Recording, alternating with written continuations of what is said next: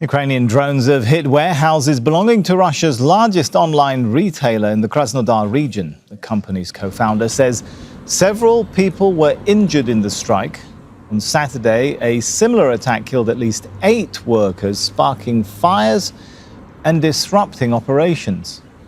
In Ukraine's President Volodymyr Zelenskyy has sacked the military's commander-in-chief, Oleksandr Syrskyi.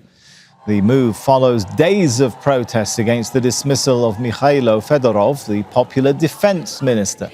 And Fedorov had been credited with transforming the armed forces and leading a drive against corruption. But he had reportedly been at odds with Syrskii. Dmitry Medvedenko is in Moscow, but first we're going to head over to Audrey MacAlpine in Kyiv. So from the defense minister, now Syrskii's gone. How are the Ukrainian people taking this in?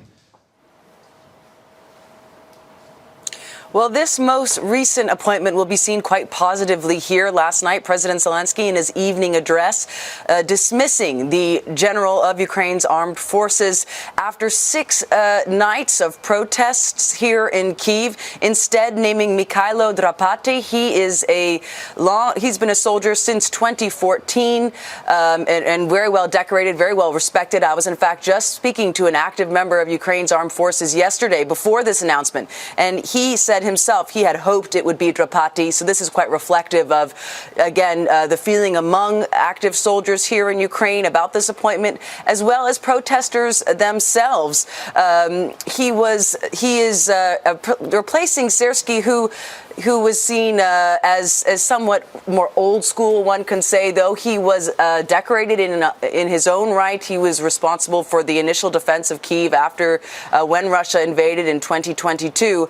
But again, this shakeup comes after last week President Zelenskyy dismissing the very popular defense minister Fedorov. Now, Zelenskyy also said that he would be appointing Fedorov into a new position in the government. It's not clear exactly what that will be. But overall, the feeling here in Ukraine among people who are at least politically involved is quite positive. All right, Audrey, stay with us. Let's head over to Dmitry in Moscow. And Dmitry, Ukrainians haven't only been busy firing officers. What are Russians saying about the Ukrainians' narrative that they've attacked 13 Russian vessels too in the last 48 hours? Well, not much, to be honest. There's no official acknowledgement of these strikes. They've been going on since July 6th. So for more than 2 weeks now, Ukraine has been striking vessels in the Black Sea and in the Sea of Azov. But the only message that we have from the Ministry of Defense today is about its own strikes in the Black Sea on Ukrainian targets. Now, adding a little asterisk to almost every line that the targets are used by the military-industrial complex, the Ministry of Defense says that it struck 2 vessels in the Black Sea, some 15 and 50 kilometers away from the port of Odessa, as well as infrastructure in the port of Odessa, a logistics center of Nova Poshta. We'll talk about that more in just a few minutes. In also Odessa, there's been a tit for tat about Ukraine and Russia striking each other's logistics centers, and the launch complex, the Ministry of Defense says, of Neptune rockets on the Black Sea shore. So these have been the messages without really any comment on the strikes coming in from Ukraine on Russian vessels and shipping. All right. Audrey, as Dmitry mentioned there, Ukrainians have also been on the receiving end of attacks. What are we hearing from Ukrainians about what's happening at their ports, particularly in Odessa? Well, over the last few days, at least half a dozen ships have been struck in and around Odessa, as Dmitry was pointing out there.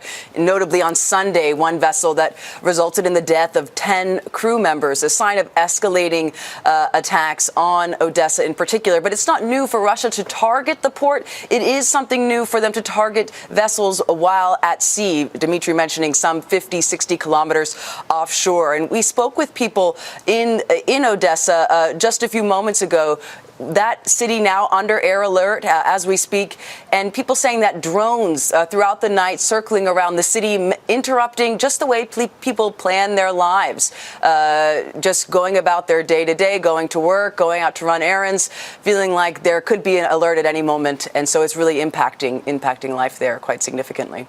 And Dmitry, it's not only a tit-for-tat going on the seas, we've got logistical tit-for-tats. Take us through the strikes on the Wildberries sites and remind us why it's become such a sensitive issue.